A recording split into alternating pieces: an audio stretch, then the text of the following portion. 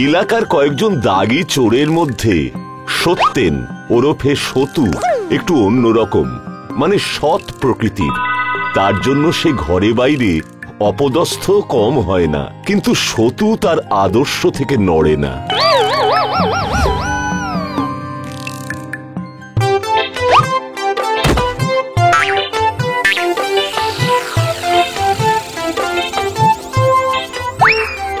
যাক বাবা, আশেপাশে কেউ নেই, এই সময় টপাটপ করে নারকেল গুলো সাফ করে ফেলি। এই ঝাঁঝা দুপুরে কেউ আর এদিক পানে আসবে না।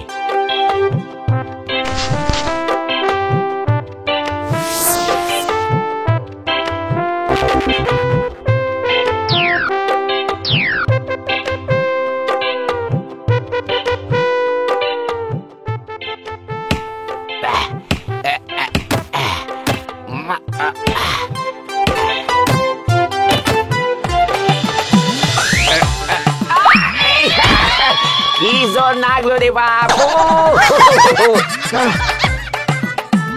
এই দুটো নারকেল আবার করতে গিয়ে এলো, এ তো আমি কাটিনি। কি করি এখন এগুলো নে? অনেক ভেবেচিন্তে সতু গিয়ে হাজির হলো বাগানের মালিক দাশরথীর বাড়িতে। আহা, কি মুশকিল!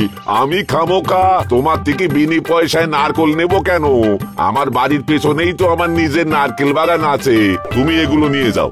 না বাবু, দান নিতে পারবো নি, নিয়ম নেই। আমাদেরও বিনি পয়সায় জিনিস নেওয়ার নিয়ম নেই। তুমি এসো তো বাপু।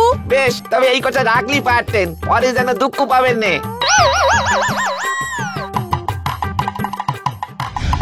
না গো গিন্নি, সততার কোনো দাম নেই আজকাল। মরণ দশা, তা তুমি বা কোন আক্কেলে ওদের নারকেল ফেরত দিতে গিয়েছিলে? দেবো নে, ও কি আর আমার নিজের রোজগার? একেই বলে সাদা নখ কি পায় ঠেলা।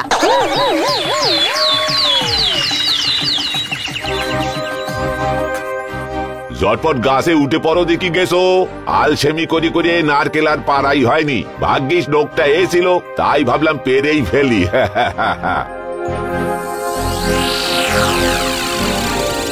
কই বাবু, গাছে তো নারকেল নেই, সব গাছই তো ফাঁকা। গত হপ্তায় তো ছিল।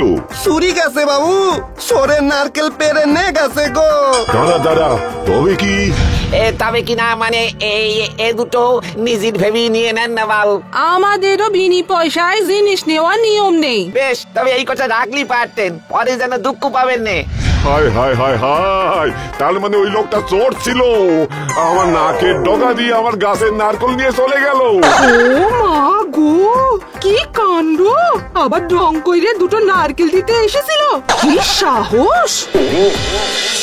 সত্যেনের এইসব অদ্ভুত আচরণের জন্য চোর মহলেও তাকে নিয়ে সবাই ঠাট্টা তামাশা করত। শোন, খবর আছে, আমাদের ওই গজানন মোড়লের বাড়িতে কালকে রাতে মোড়ল ছাড়া আর কেউ থাকবে না। মোড়ল গিন্নি যাবে বাপের বাড়ি। তাই নাকি? এই মকায় একটা দাও মেরে নে শতু, আমরা তো কালকে পাশের গ্রামে যাব, তোর জন্য ময়দান ফাঁকা।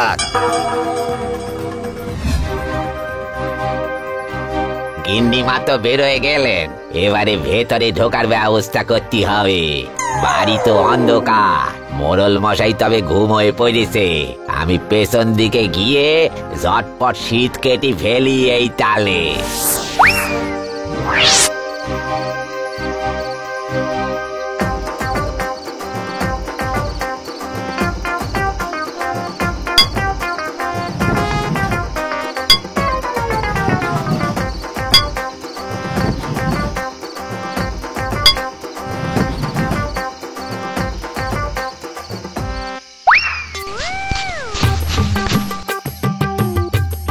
দরজা তো বন্ধ, তবে কে?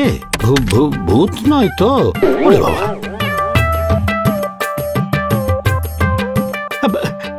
এই কে রে? মোড়ল মশাই যে জেগে আছে, কি করি এখন? এই কে? সাড়া দিচ্ছে না কেন? আমি কিন্তু ভয় পাচ্ছি, দেখো আমার কিন্তু বুকের ব্যায়ামও আছে। একে আমি? আরে আমি তো সবাই, তুমিটা কে? একে আমি সতু। কে সতু? একে আমি চোর, সতু চোর। ও, তাও ভালো, আমি ভাবলাম ভূত। তার মানে তুমি আমার বাড়িতে চুরি করতে এসেছো? আমারে ছেড়ে দেন বাবু, আমার আমারে দারোগার কাছে পাঠাবেন নে, এমনিতেই আমি খুব দুঃখে আছি। তা দুঃখ কেন? এই যে এত কষ্ট করি শীত কাটলাম চুরি করব বলে, সে তো আর হবে না।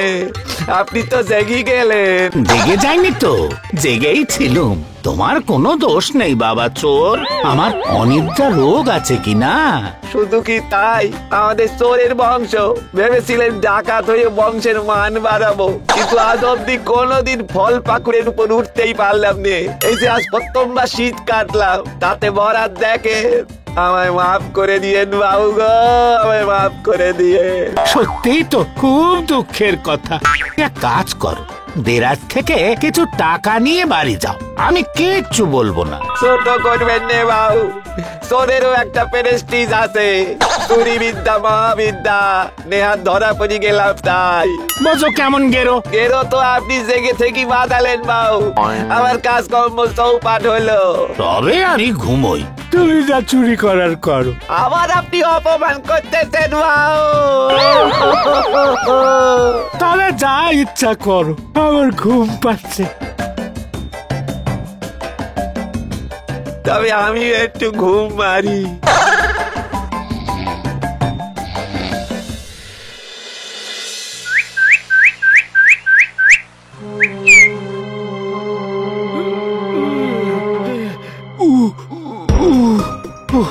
বুকে বড্ড ব্যথা করছে, বড্ড কষ্ট হচ্ছে।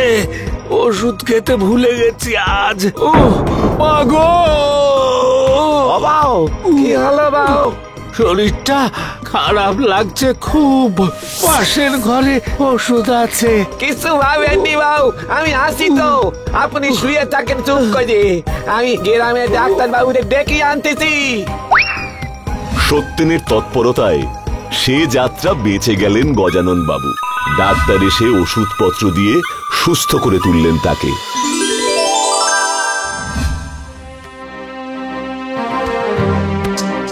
দেখেছো, মানুষটা রাতে দরজা বন্ধ না করেই ঘুমিয়েছে। একেই বলে চোরের এত উৎপাত।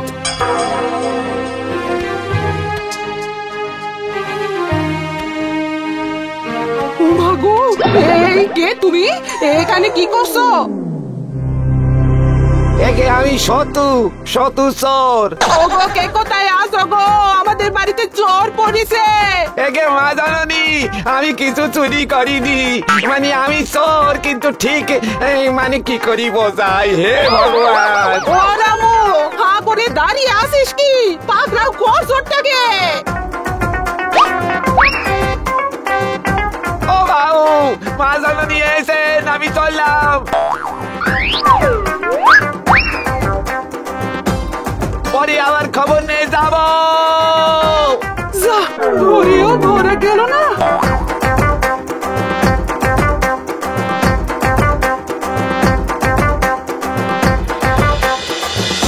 গিনে, ওকে না ধরে ভালোই হয়েছে। ওর জন্যই আজ আমার প্রাণটা বেঁচেছে। তোমার আসার অপেক্ষাতেই ছিল বেচারা। পেশায় চোর হলেও মানুষটা বড্ড সৎ। আহা, ওর ভালো হোক। আশীর্বাদ করি, তুমি চুরি করতে গেলে গেরস্তের ঘুম ভাঙবে না।